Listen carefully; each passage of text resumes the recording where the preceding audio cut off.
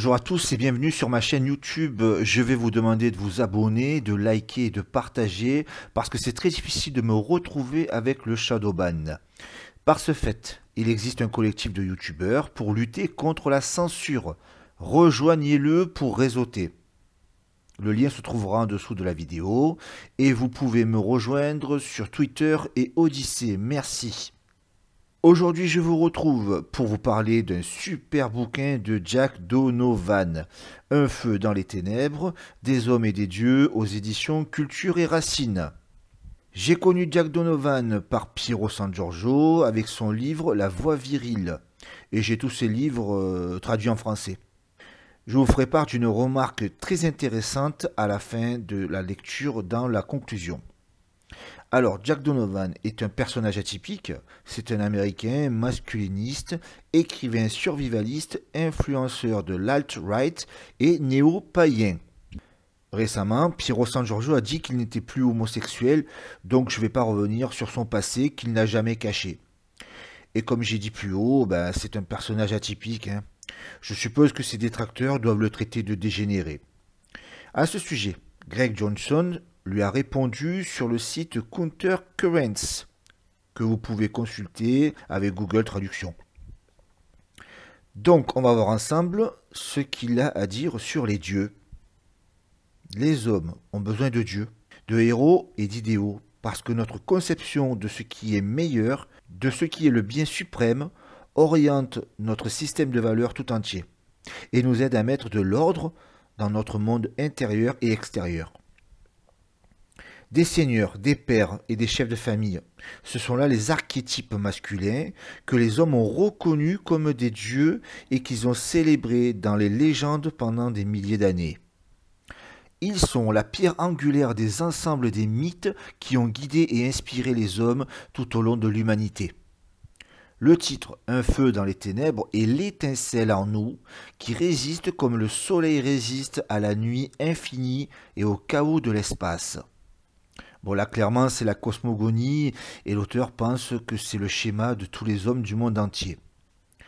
L'ordre primordial est centré autour du feu primitif. À cette époque, nous vivions autour du feu, là où nous voyons. La flamme était la lumière et la chaleur du soleil, le jour, le phare.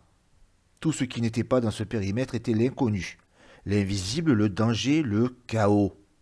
Et je vous invite à méditer sur l'opposé du chaos, qui est l'ordre, les règles. Tout au long de l'humanité, des flammes éternelles ont été allumées et entretenues pour symboliser la continuité et le souvenir. Au temple d'Apollon de Delphes, dans l'Iran antique, au temple de Salomon, au temple de Vestia à Rome. De nos jours, il y a toujours des flammes éternelles dans les monuments commémoratifs et elles s'éteignent quand les cultures s'éteignent aussi. Jack Donovan pratique le paganisme germanique, Odin, Thor, Frey. Il participe avec des camarades à des sacrifices rituels et recommande à ceux qui mangent de la viande de regarder un animal mourir, au moins une fois, sans cruauté, mais pour voir que la vie et la mort sont liées, et pour l'humilité.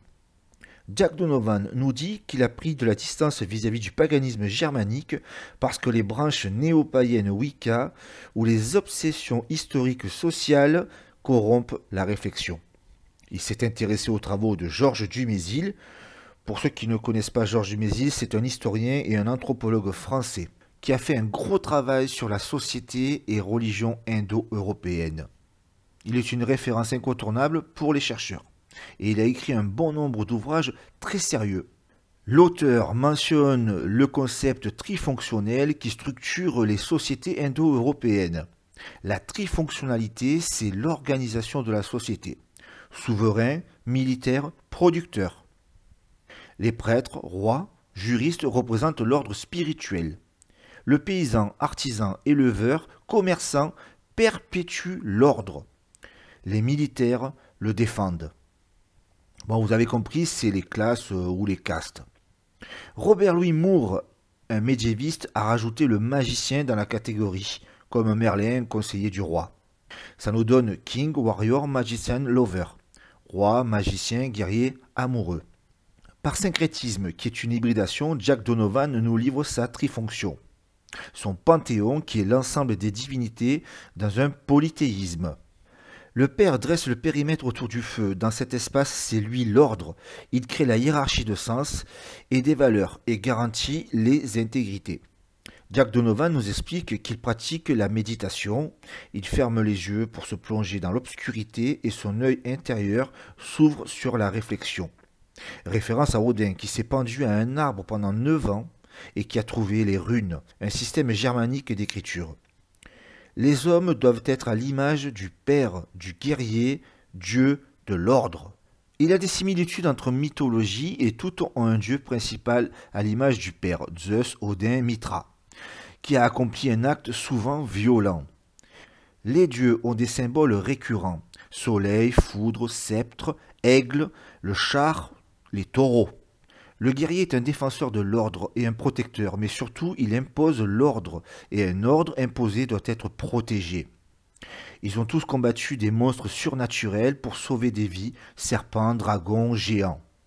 Tout le long du livre, il y a des allusions à Nietzsche, qui a théorisé le surhomme et la volonté de puissance, où la phrase devient qui tu es. Alors je me rappelle au début que j'ai connu Jack Donovan, je l'ai vu en photo posant à côté d'une statue de Nietzsche lors d'un de ses voyages en Europe.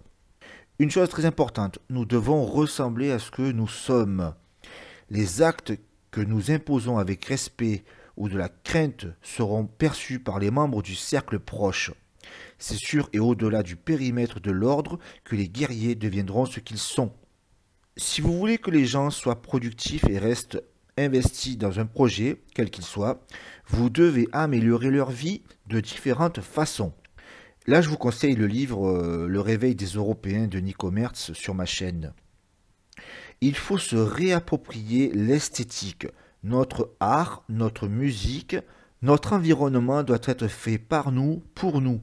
Sinon, c'est les déconstructeurs qui imposent le leur. Conclusion. Il y a une constance chez Jack Donovan que vous pouvez transposer facilement en changeant un mot dans le livre. Je vous laisse imaginer sur quoi vous pouvez transposer son discours. Jack Donovan ne parle pas de femmes dans ses livres parce que les hommes n'ont pas besoin de potes femmes.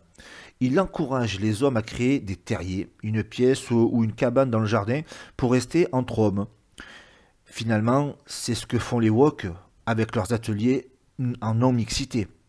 Je pense qu'il n'y a pas besoin de se casser la tête, il faut juste copier les déconstructeurs. En tout cas, c'est un très bon livre, merci Pierrot. Je passe un beau jour à mes camarades des Braves, le CP, les Casuals, la Ligue du Midi, les Ardosiens, les Croquettes, les GZ, la Team Conversano, le LPE, Nomos TV, VV, Méridien Zéro, l'Iliade, la Nouvelle Librairie, la Librairie des Deux Cités et Art Enraciné, qui sont victimes depuis des mois de harcèlement physique. Écoutez nos artistes de droite, Romain Guérin, Cro-Blanc, Christophe BZH, Fantôme Déconnecté, Teuse, Les Coroneurs, et je vous laisse avec un super morceau de Hector de France, Vous n'êtes pas seul.